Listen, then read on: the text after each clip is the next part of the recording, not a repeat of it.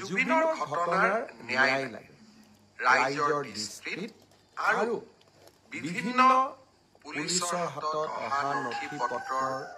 দৃষ্টিভংগীৰ পৰা শ্যামকানু মহন্ত সিদ্ধাৰ্থ শৰ্মা আৰু কেইবাজনকো আমি বহুত কথা সুধিব লাগিব আইনে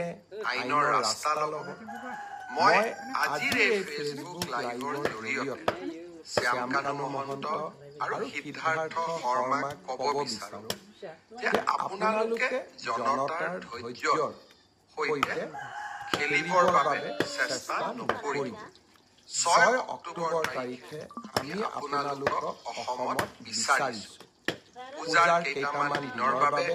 আমি আপোনালোকক বিচৰা নাই যে দশমীলৈকে আপোনালোক আহক দশমীৰ পিছতে 6 অক্টোবৰত আমি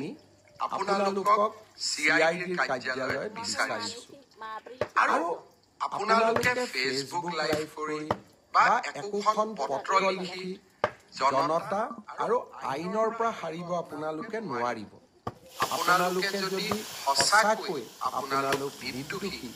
সাহসেৰে CIDৰ কাৰ্যালয়লৈ আহক আপোনালোকে নিজৰ কথা কওক আৰু যদি আপোনালোকে কথা ক'ব CIDক নোখোজে আদালতৰ ওচৰত গৈ কওক কিন্তু ৰাইজৰ ক্ষোভৰ সৈতে যি ক্ষোভ এতিয়া অগণিত পৰিণত হৈছে ক্ষোভৰ সৈতে আপোনালোকে খেলা নকৰিব মই অসমৰ মুখ্যমন্ত্ৰী হিচাপে আপোনালোকক স্পষ্ট সকিয়নি দিব খুজিছো যে অহা 6 অক্টোবৰৰ তাৰিখৰ দিনা আপোনালোকে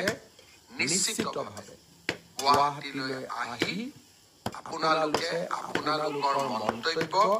আপোনালোকৰ বক্তব্য আগবঢ়াওক আইনে আইনৰ মাজেৰে গতি কৰিব